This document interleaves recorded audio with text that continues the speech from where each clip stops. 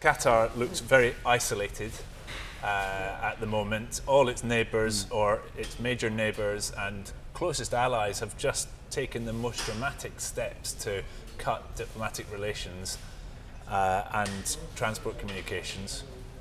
Where does this leave Qatar today? What does it look like? If you are Qatar today, what does the world look like?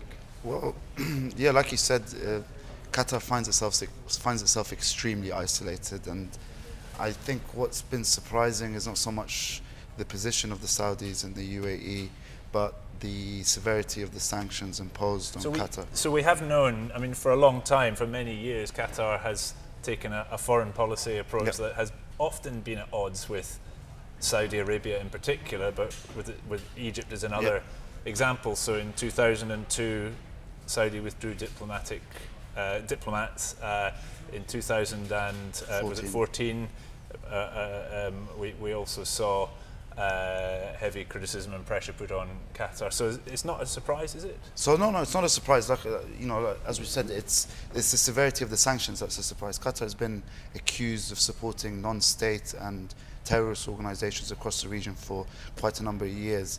The main group being the Muslim Brotherhood. So Qatar's often supported the Muslim Brotherhood, often said that there's no proof that the Muslim Brotherhood is a terrorist organization, which is, polar opposite to the views in Riyadh and particularly in Cairo.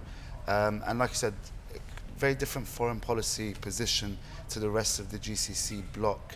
So before we move on to what's happened this week, what would have been the traditional, what have been the usual methods of getting through each sort of crisis or mini dispute?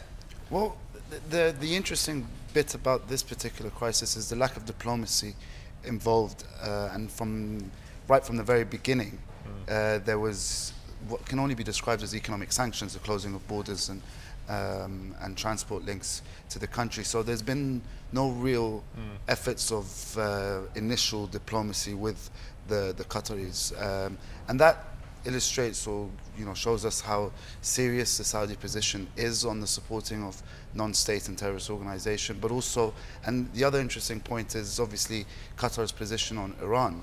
And Qataris have at times and allegedly been accused of calling for some sort of dialogue with the Iranians, not necessarily saying they support the Iranian regime, but saying that a dialogue is needed.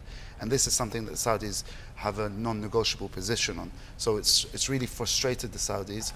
And so this is not a new fault line within the politics of the GCC, but the actions that have been taken this week are a significant step up in the type of steps that have been taken. So what has been the trigger, do you think? Why is it different this time? Well, like I said, it's unprecedented, the types of sanctions imposed on Qatar. The trigger this time, I think, is if the nature of the proxy relationship between Saudi Arabia and Iran over the last couple of years, increasing Iranian influence has made Saudi Arabia very anxious over Iran's expansionary ambitions across the region, as it calls it. So that's that's what makes it very different to previous fallouts within the GCC.